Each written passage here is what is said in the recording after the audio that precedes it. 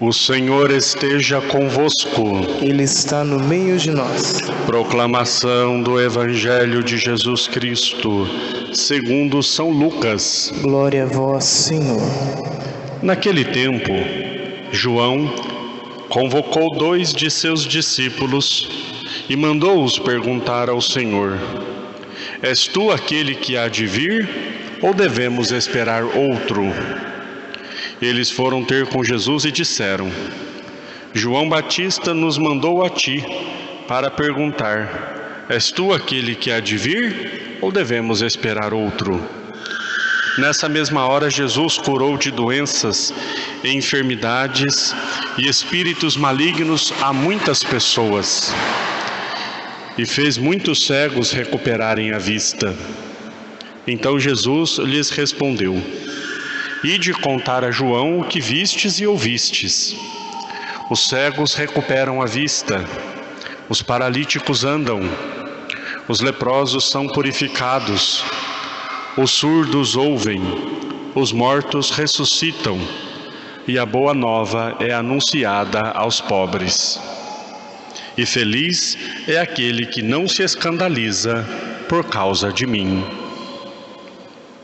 Palavra da salvação. Glória a vós, Senhor.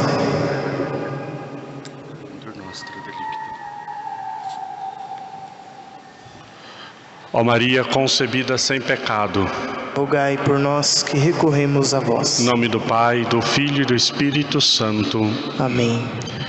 Os queridos irmãos e irmãs, vamos caminhando no nosso grande retiro em preparação ao Natal do Senhor. Nós já vamos começando a fazer a passagem para a segunda parte do tempo do Advento, segunda meditação.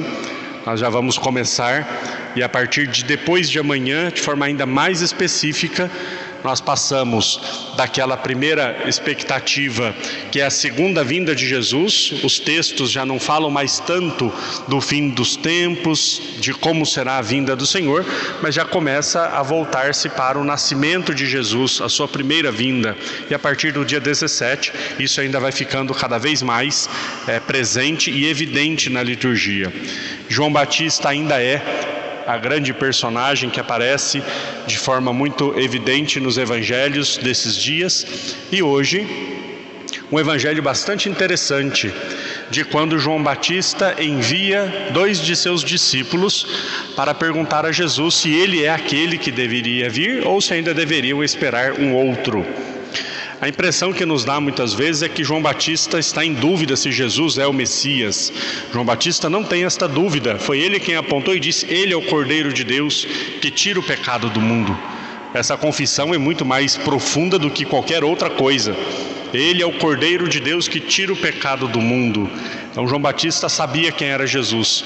Porém, João Batista precisava ensinar isso aos seus discípulos. E João Batista queria fazer dos seus discípulos, discípulos de Jesus. E ele vai encaminhando cada vez mais. Quando ele diz, ele é o Cordeiro de Deus que tira o pecado do mundo, alguns dos discípulos de João Batista se tornam discípulos de Jesus. E depois, com o tempo, ele vai encaminhando os outros também, né? Ele envia e diz: vá lá perguntar a Jesus se é ele aquele que deveria vir. E o que os discípulos veem, os discípulos de João, o que eles veem? Eles veem a profecia se cumprindo. Isso é muito importante. Isaías diz claramente que nos tempos do Messias, os cegos enxergariam, os surdos ouviriam, os paralíticos andariam, os mortos ressuscitariam. Isso é uma profecia de Isaías. De repente chega lá Jesus e pergunta se ele é o Messias. Ele diz: o que vocês estão vendo? Os cegos enxergam, os surdos ouvem, os paralíticos andam, os leprosos são purificados e os pobres são evangelizados. Jesus cumpre diante deles a profecia, revelando-se assim então: eu sou o Messias. Ele não diz com essas palavras, ele nunca diz com essas palavras, mas a profecia se cumpre nele. Então, João Batista faz esta transição. Existem algumas figuras que são muito emblemáticas, e no cumprimento da missão e da vocação, um grande nome é João Batista. Ele cumpriu assim a sua própria vocação de forma maravilhosa. Quando João Batista tinha que dizer as verdades e anunciar o Cristo, e anunciar a verdade, ser a voz que clama no deserto, ele era sem medo. Mas quando chegou a hora, e a hora chegou, dele diminuir, ele fez isso também de forma extraordinária. É preciso que ele cresça e eu diminua. Uma outra figura que também, no meu ver, é um grande exemplo no que diz respeito à vivência da sua própria vocação, é São Paulo. Claro, todos os apóstolos, enfim, vocês entenderam que todos são, mas eu estou trazendo alguns nomes para nos ajudar. São Paulo também, quando tem uma consciência muito clara de si mesmo, quem ele é, ele diz: eu sou o último dos apóstolos, mas depois ele diz em outro lugar: sede meus imitadores como eu sou imitador de Cristo. Isso é uma consciência de si mesmo, bastante apurada, bastante colocada na presença de Deus, né? Quando nós temos essa consciência de quem nós somos e de quem Deus é, então ele pode agir na nossa vida. Hoje é dia de João Batista ir diminuindo, passando os seus discípulos para serem discípulos de Jesus, concedendo a eles a graça e a garantia de que, seguindo Jesus, é óbvio, vão encontrar o verdadeiro mestre e vão encontrar a verdadeira salvação. Que nós também saibamos nos abaixarmos para que Cristo cresça em nós.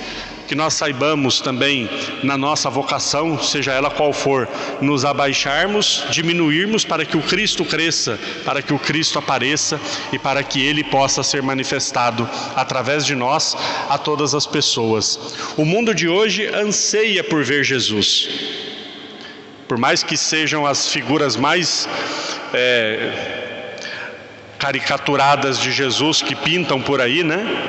Todos os tipos de expressão de Jesus, mas o povo quer sim ver Jesus, e quando encontra um cristão que o apresenta de forma autêntica, quando encontra um cristão que o apresenta de forma verdadeira, isso enche o mundo de esperança. Então, por isso que eu sempre digo uma coisa, sempre digo uma frase: o mundo nos odeia, o mundo odeia os cristãos, né? Não se assustem com essa expressão, porque quem disse isso foi Jesus. O mundo vos odiará, o mundo odeia o cristão, mas o mundo precisa dos cristãos.